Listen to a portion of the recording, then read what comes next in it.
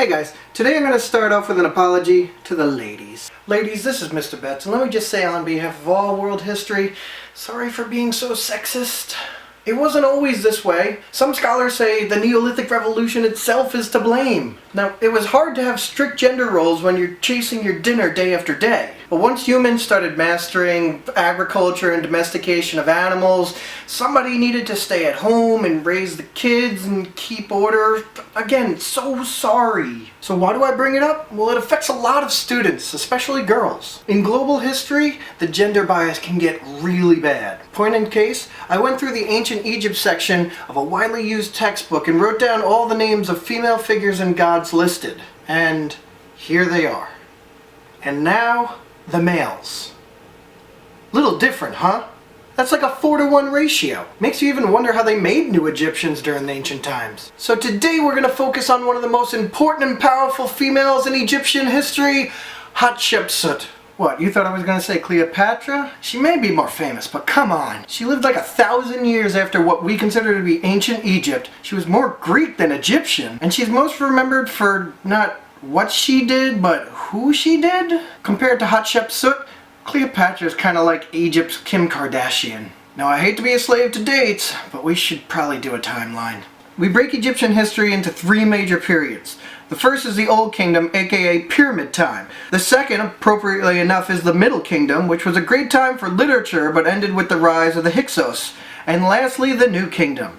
Inside these kingdoms were a number of dynasties or successions of rulers from the same bloodlines. If you've ever seen Game of Thrones, you get the idea. Now, the start of the New Kingdom was also the start of the 18th dynasty. It began with Ahmose, who would eventually tell the Hyksos to hit the bricks, but was just a child when he was made king. So his mother, Ahotep, was his regent or co-ruler. This was not uncommon throughout Egyptian history. Now, another thing not uncommon to Egyptian history and royal families in general is keeping bloodlines pure. Get ready for the family tree. Now, Ahmose's chief wife was his sister, Ahmose Nefertari. I know, it's gonna get worse before it gets better. But she did get the title of God's wife, which came with a lot of religious power. Their kid, Amenhotep I, following family tradition, married his sister. Thankfully, they didn't have any kids, and when Amenhotep I died, a successful general named Thutmose I was chosen to rule. Now, Thutmose had 4 kids with his great royal wife, but only one survived, Princess Hatshepsut. But as the saying goes, it's good to be the king, and Thutmose had a son with one of his secondary wives. As you've probably guessed, Hatshepsut was married to her half-brother, who would be named Thutmose II. T2 died, the son became Thutmose III, and since he was too young to rule, Hatshepsut was named his regent. Now, normally, Thutmose III would grow up, assume complete control, and that would be that. Normally. But Hatshepsut was about to make history. 2 years into her regency, she literally grabbed the mighty bull by the horns, crowned herself king, and banished T3 to the Temple of Amun. And why shouldn't she? She was 100% of the Thutmose dynasty, where Thutmose III was only 1/4 legitimate. And after her coup d'etat, she did something that usually gets overlooked in the study of history. She ruled for 21 peaceful years. Seriously, does a ruler have to be a conqueror in order to be considered a success? As usual, I'll defer to the teachings of Yoda.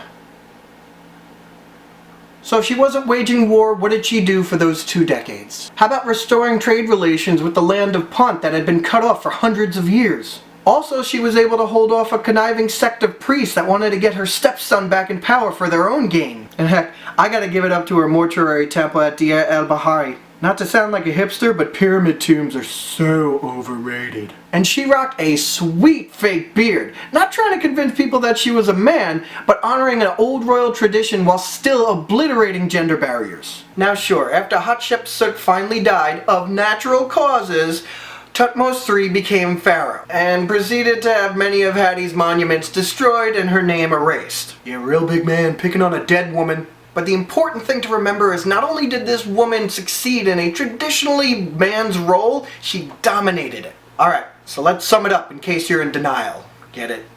Denial, Egypt. Number 1. Again, sorry ladies, we're gonna do better, okay? Gonna do better. Sorry.